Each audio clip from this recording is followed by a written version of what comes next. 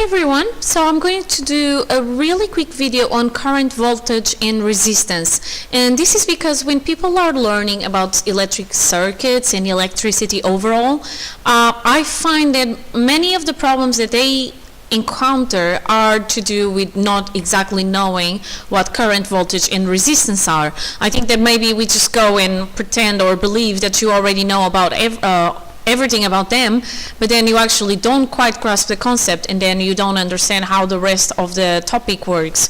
So I've made this table here which has a summary of everything that you need to know, or the basics for the circuits, okay? So the table shows you the term that I'm talking about, the symbol, the unit, the meaning, and the formula. One of the formulas you can use to calculate. So current has the symbol I, and the unit is the A, the amperes, okay, or amps. And current is really how many charged particles or charged carriers, if you're talking more in terms of A level, are passing through in a certain time.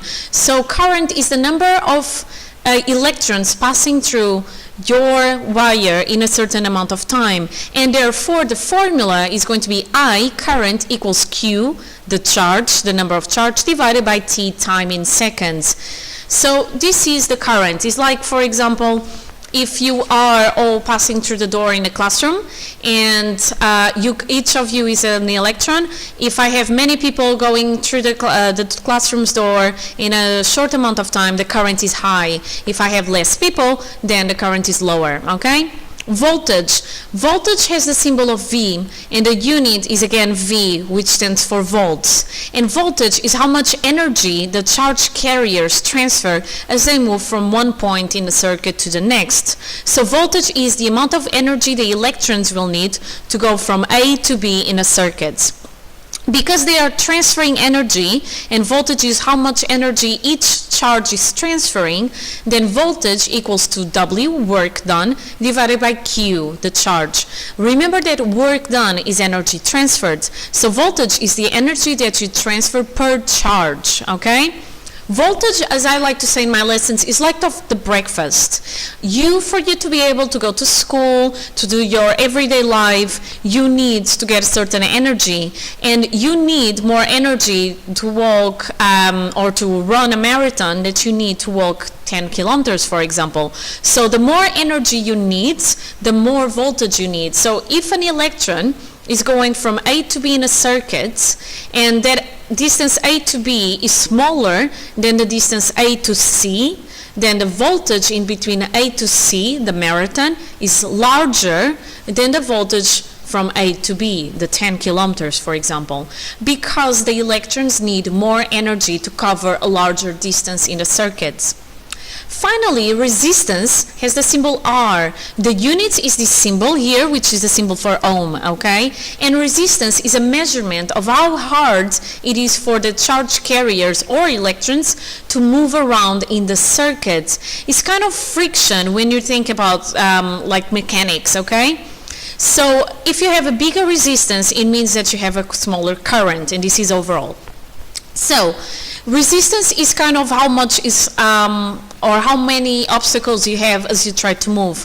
Again, imagine that you are the current, okay? You are the electrons, and you and your mates, so all the electrons are trying to get to a classroom, but you have lots of doors.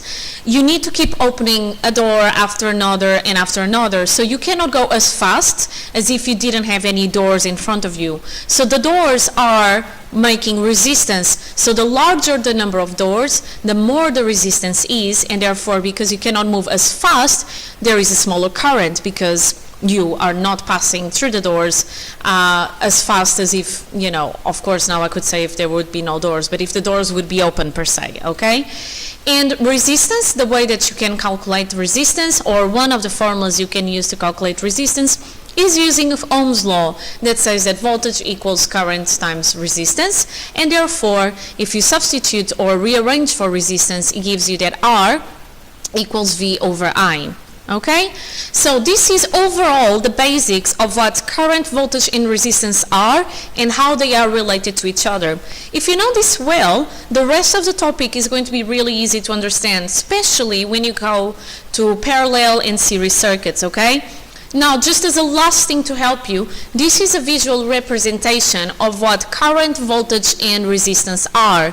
So current, here, the amps, is you trying to pass through a point, okay? So the more you move, or the more electrons you have, then the more the current, the bigger the current. Voltage is kind of the push that you need, the energy that you need to be able to go through, okay? So to be able to pass a point. And resistance is something that makes it harder for the current to go, so to pass through or to exist. So resistance is kind of this guy trying to tighten the place where the amps could pass through. If I decrease the resistance, then it's easier for my amps to pass through, so my current is larger. If I increase the resistance, then my current is going to be lower because I need more voltage to get the current to go as fast as it was before, okay? So I hope it made sense. Up to my next video, be happy and healthy. Bye!